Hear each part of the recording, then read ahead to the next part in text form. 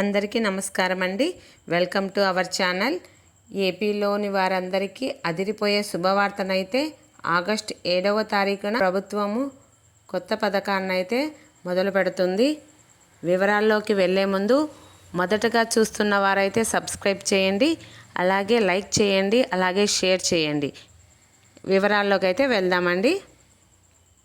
రాష్ట్రంలోని చేనేత కార్మికులకు ఆంధ్రప్రదేశ్ ప్రభుత్వము అదిరిపోయే శుభవార్తనైతే చెప్పింది.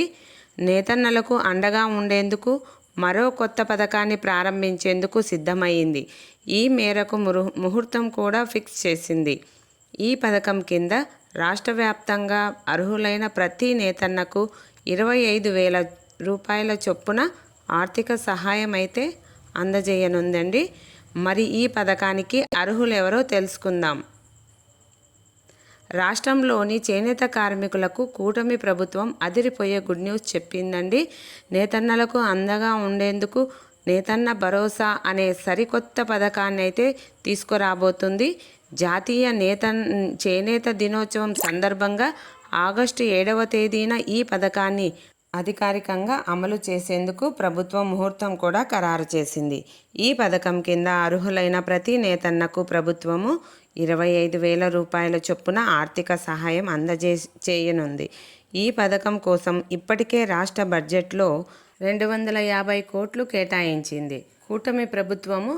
అందుకే ఈ పథకాన్ని అమలు చేసేందుకు అన్ని చర్యలు చేపట్టింది. అయితే ఈ పథకానికి అర్హులు ఎవరికి ఈ పథకం అమలు అవుతుందనే విషయంపై చేనేత జౌళి శాఖ ఇప్పటికే కసరత్తు పూర్తి చేసింది. రాష్ట్ర వ్యాప్తంగా సుమారు 54,000 మంది అర్హులైన చేనేత కార్మికులు ఉన్నట్లు అంచనా వేసింది. అయితే కూటమి సర్కార్ ఎన్నికలలో హామీ ఇవ్వనప్పటికీ నేతన్నలకు ఆర్థిక భరోసా అందించేందుకు ఈ పథకాన్ని అమలు చేసేందుకు సిద్ధమైంది. ప్రభుత్వ సొంత మగ్గం ఉన్నవారు కూడా ఈ పథకానికి అర్హులేనని ప్రభుత్వం స్పష్టం చేసింది. అయితే గత ప్రభుత్వంలో చేనేత అనుబంధ రంగాలైన రాట్నం వడకట్టడం, రంగులు అద్దడం వంటి వారికి ఎలాంటి సహాయం అందలేదు.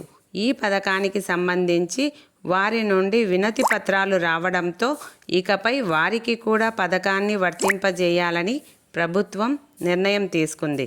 రాష్ట్ర వ్యాప్తంగా ఈ అనుబంధ రంగాల్లో సుమారు 10,000 మంది వరకు అర్హులు ఉండొచ్చని అధికారులు అంచనా వేశారు. అయితే ఇందుకు సంబంధించి ఫైల్ ప్రభుత్వానికి చేరినప్పటికీ దీనిపై ప్రభుత్వం ఇంకా అధికారిక నిర్ణయం తీసుకోలేదు.